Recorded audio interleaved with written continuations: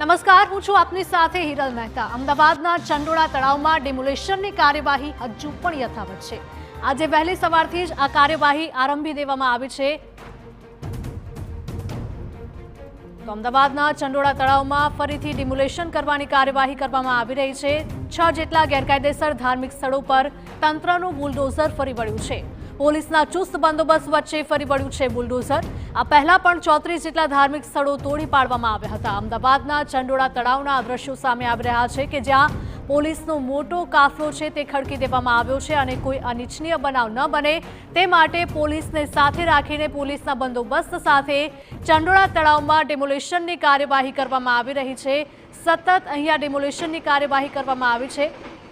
તો અમદાવાદમાં પાર્ટ 1 બાદ પાર્ટ 2 થયું અને હવે પાર્ટ 3 માં પણ આ ચંડોળા તળાવના ગેરકાયદેસર જેટલા પણ બાંધકામો છે, ધાર્મિક સ્થળો છે તેને હટાવી લેવામાં આવી રહ્યા છે। અહીંયા ગેરકાયદેસર રીતે અનેક બાંધકામો ઊભા કરી દેવામાં આવ્યા હતા અને વર્ષોથી બાંગ્લાદેશીઓ આ જ વિસ્તારમાં પોતાનું ઘર બનાવીને પોતાનો એક વિસ્તાર છે તે બનાવીને અહીંયા વર્ષોથી રહેતા હતા, પરંતુ તંત્રનું બુલડોઝર હવે ફરી વળ્યું છે અને જેટલા પણ આ બાંધકામો છે ગેરકાયદેસર થયેલા છે તે તમામ બાંધકામો હટાવી લેવામાં આવી રહ્યા છે। અમદાવાદના ચંડોળા તળાવના આ દ્રશ્યો છે કે જ્યાં પોલીસનો મોટો કાફલો છે તે પણ ખડકી દેવામાં આવ્યો છે। કોઈ પણ પ્રકારનો અનિચ્છનીય બનાવ ન બને તેનું પણ ખાસ ધ્યાન રાખવામાં આવી રહ્યું છે।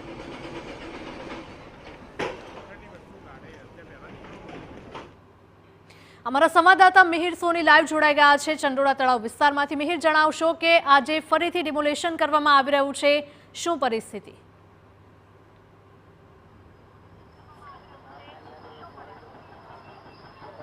ચંડોળા તળાવનું ડિમોલિશન આજે ફરી એક વખત કરવામાં આવી રહ્યું છે, જેમાં ખાસ જે ધાર્મિક સ્થળો હતા કે જે ગેરકાયદેસર જે ચંડોળા તળાવમાં ઊભા કરવામાં આવ્યા હતા તેને અત્યારે હાલ ડિમોલિશનની કામગીરી છે તે ચાલી રહી છે। હાલ પોલીસના ચુસ્ત બંદોબસ્ત વચ્ચે અત્યારે હાલ જે ધાર્મિક સ્થળો છે તેને અત્યારે હાલ તોડી પાડવામાં આવી રહ્યા છે। આ દ્રશ્યો છે કે જોઈ શકાય છે કે જે નાના ચંડોળા પાસે આવેલું જે ધાર્મિક સ્થળ છે કે જે મસ્જિદ છે કે જે મસ્જિદ અત્યારે હાલ તોડવામાં આવી રહી છે। આ જ રીતના 6 જેટલા ધાર્મિક સ્થળો છે કે જે અહીં ચંડોળા તળાવમાં ખૂબ મોટા હતા કે જેમાં 3 મંદિર અને 3 મસ્જિદ સહિતની જે ધાર્મિક સ્થળો છે તેને અત્યારે હાલ તોડવાની કામગીરી છે તે ચાલી રહી છે। જોઈ શકાય છે કે જે જેસીબી મશીનથી આ તમામ જ્યારે ફેઝ 1 અને ફેઝ 2 એટલે કે 1.5 લાખ ચોરસ મીટરમાં જે ગેરકાયદેસર બાંધકામ હતું કે જે બાંગ્લાદેશીઓ જે ઊભું કર્યું હતું, ત્યારબાદ જે 2.5 લાખ ચોરસ મીટર બાંધકામ હતું કે ગેરકાયદેસર કે જે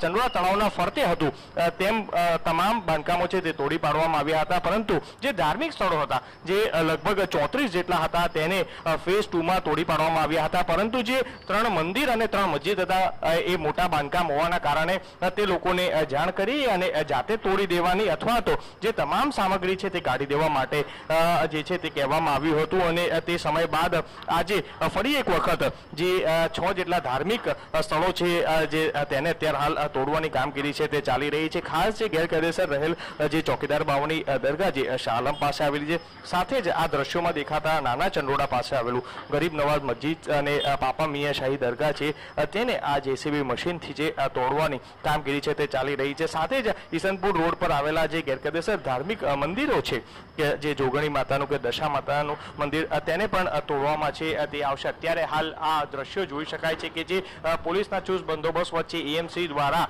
આ જે ધાર્મિક સ્થળો છે તેને દૂર કરવાની કામગીરી છે તે ચાલી રહી છે અને આ જે 6 જેટલા ધાર્મિક સ્થળો છે તેને આજે તોડી પાડવામાં આવશે અને ત્યારબાદ જે છેલ્લા ઘણા દિવસોથી જે કાટમાળ છે તે ખસેડવા માટેની જે ડેબ્રીજ છે તેને હટાડવા માટેની કામગીરી છે તે ચાલી રહી છે અને તેને ફરતે આ ચંડોળા તળાવને ફરતે જે એક વોલ બાંધી અને ત્યારબાદ તેને આખું ક્લીન કરવાની કામગીરી છે તે પણ સતત યુદ્ધના ધોરણે ચાલી રહી છે। એટલે આજના દિવસે આ ડિમોલિશન પૂર્ણ થયા બાદ સંપૂર્ણ જે કાટમાળ છે તેને ખસાડવાની હવે યુદ્ધના ધોરણે છે તે કરવામાં આવશે, પરંતુ જે રહી ગયેલા જે ધાર્મિક સ્થળો છે તે તમામ ધાર્મિક સ્થળોને અત્યારે હાલ તોડવાની કામગીરી છે તે ચાલી રહી છે। હાલ આજના દિવસે આ ધાર્મિક સ્થળો તૂટ્યા બાદ હવે સતત જે ડેબ્રીજ છે કે જે કાટમાળ છે તેને ખસાડવાની કામગીરી છે તે ચાલશે। એટલે અત્યારે હાલ આ ધાર્મિક સ્થળો ઉપર અત્યારે જે ગેરકાયદેસર ઊભા કરવામાં આવ્યા હતા જે તમામ તોડી પાડવામાં આવી રહ્યા છે।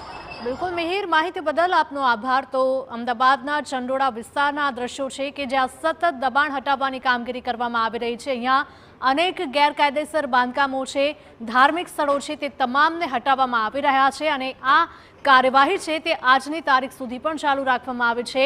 અહીંયા 6 જેટલા ગેરકાયદેસર ધાર્મિક સ્થળો પર તંત્રનું બુલડોઝર ફરી વળ્યું છે. પોલીસના ચુસ્ત બંદોબસ્ત વચ્ચે તંત્રનું બુલડોઝર ફરી વળ્યું છે. આ પહેલા પણ 34 જેટલા ધાર્મિક સ્થળો તોડી પાડવામાં આવ્યા હતા.